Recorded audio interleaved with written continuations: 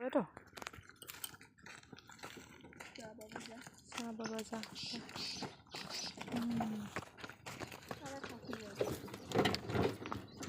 ধৰণৰ পৰিৱেশ কিন্তু ভাল লাগে দেই।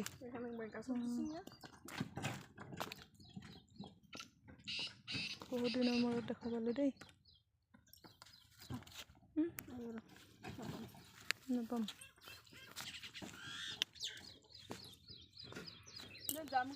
খেতি খেতি খেতি পাঞ্জাৱ হৈছে খেতি প্ৰধান ৰাজ্য।